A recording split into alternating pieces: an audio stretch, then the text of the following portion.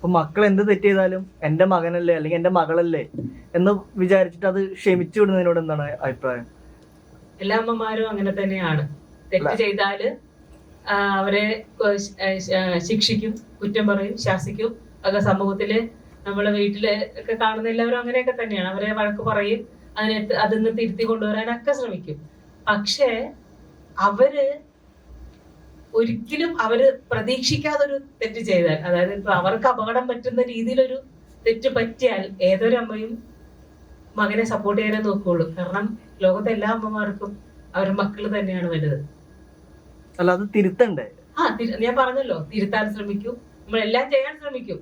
ഇതൊക്കെ ചെയ്തിട്ടും അവര് പ്രതീക്ഷിക്കാത്ത രീതിയിൽ അവന്റെ ജീവന് പോലും ഭീഷണിയാവുന്ന വിധത്തിലൊരു സംഭവം വന്നാൽ അവരെ മകന്റെ സ്ഥാനത്ത്, മകന്റെ അടുത്ത് തന്നെ നിൽക്കുള്ളൂ. ഇല്ലേ? അങ്ങനെയല്ലേ എല്ലായിടത്തും നമ്മൾ കണ്ടിട്ടുള്ളൂ.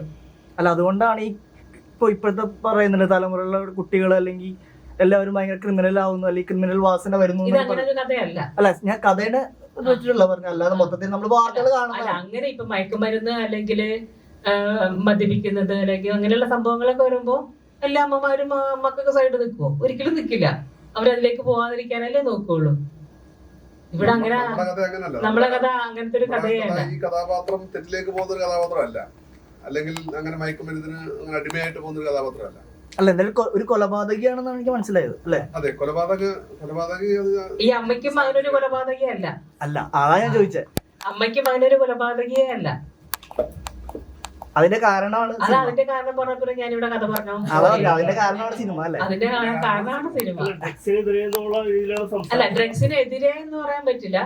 അല്ലെ, ഡ്രഗ്സില് വരുന്നുണ്ട് എന്ന് മാത്രമേ ഉള്ളൂ. അങ്ങനെ അനുകൂലം എന്ന് പറയുമോ ആരെങ്കിലും? നമ്മളിത് സിനിമ എന്ന് പറഞ്ഞൊരു കഥയാണ്. ഇപ്പൊ ഒന്നിനും എതിരെ എന്നുള്ളതല്ല, ഒരു കഥയാണ്. ഈ കഥയിൽ ഡ്രഗ്സ് വരുന്നുണ്ട്, അല്ലെങ്കിൽ നമ്മള് കൊലപാതകം വരുന്നുണ്ട്, സ്റ്റണ്ട് വരുന്നുണ്ട്, സ്നേഹം വരുന്നുണ്ട്, തമാശ വരുന്നുണ്ട്, ലവ് സോങ് വരുന്നുണ്ട്, പ്രണയം ഉണ്ടാവും, എല്ലാം ഉണ്ട്. ഒരു കഥയിലെല്ലാം ഉണ്ടാവുമല്ലോ. നമ്മളെല്ലാം കാണുന്നത് ഒരു സ്റ്റോറിയാണ്. ആ സ്റ്റോറിയിൽ എന്തെല്ലാം ഉണ്ടോ അതെല്ലാം ഇതിലുണ്ട് എന്ന് മാത്രമേ ഉള്ളൂ.